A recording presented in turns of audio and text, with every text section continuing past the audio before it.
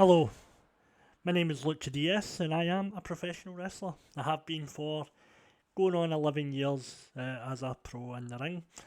Being a pro means that you're paid for what you do. That's how I take it. And being a professional wrestler means that you've been trained to a level where a promoter in one of these different areas or different countries will pay a fee for you to perform in the ring.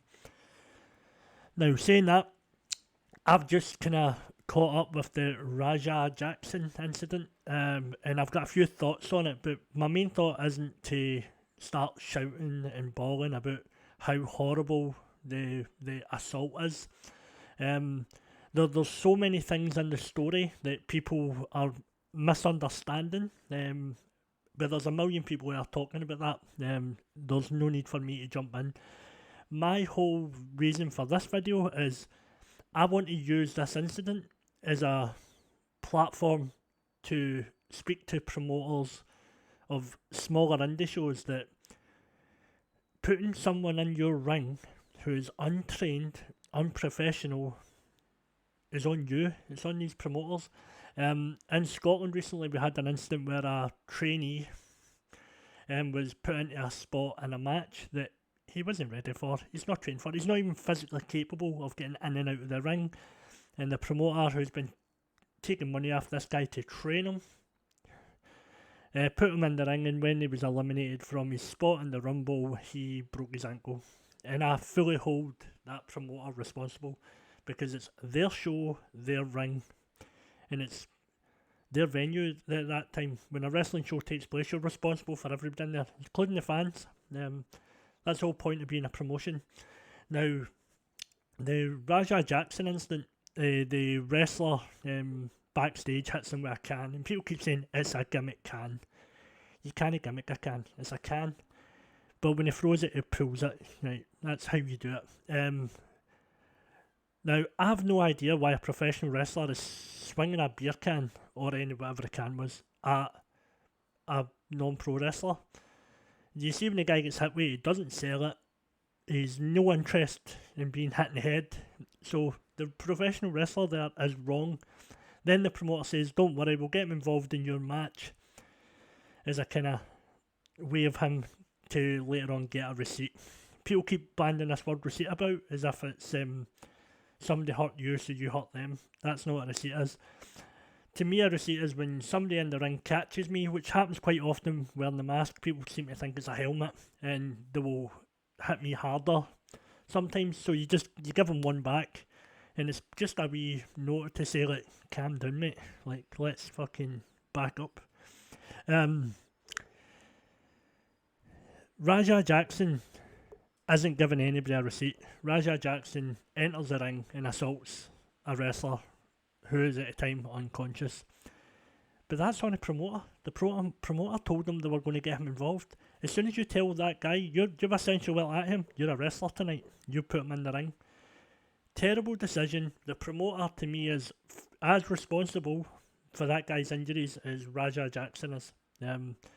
I've been in shows and at shows where people will ask for family members, friends, people who are seen to be a wee bit of a celebrity to get involved. Get involved means you leave them ringside. You might have them pass a weapon or grab a foot or interrupt the referee, cause a distraction.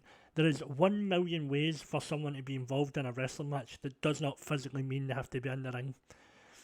WWE, I think, are a wee bit responsible for glamorising this with Logan Paul, Jelly Roll and stuff, putting non-wrestlers in the ring to perform as non-wrestlers. But what people don't realise as well is Logan Paul and Jelly Roll, these guys are training. They're at the performance centre. They're being taught how to bump. They're basically being made into pro wrestlers. Then they're portrayed as non-pro wrestlers taking part in the ring. So there's maybe a responsibility there to... You don't want to be putting up disclaimers going like, this guy's a trained pro wrestler before you get in, like, because it takes away from the illusion. But people turning up at wrestling shows and then thinking they can be part of the show or be involved because they've seen it on TV or they're a fan of it, it kind of needs to stop. But the only people who can stop it is the promoter. Wrestlers have a responsibility. If I'm in a ring with somebody and they say this person's going to be involved in your match, to say, no, they're not. It's my match. I'm not doing it. This incident is horrible. It's disgusting. People are claiming attempted murder, blah, blah, blah. I don't know what illegalities is. Because if I'm in a ring with somebody and they hit me in the head with a steel chair, I could say that's attempted murder.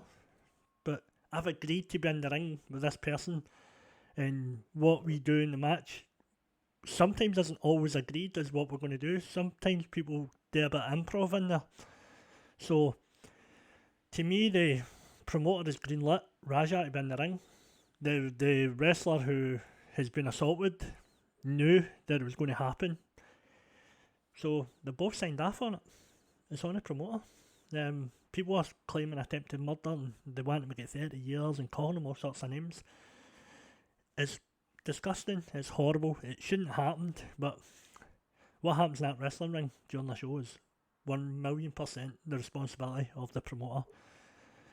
I wrestle across Europe, mostly in Scotland, and we've got bad promoters here too, who put people at risk in the ring. I don't do them shows, because that's my role as a responsible professional wrestler to say, not tonight, I'm not being part of that. And it's happened, and it happens too often. Let's take this as a line in the sand. Let's stop putting untrained professionals in the ring with professional wrestlers, because like they say, people get hurt, which is the most important thing. That guy's in a bad way. I hope he's alright. I hope it gets better. Wrestling, eh? What a pop.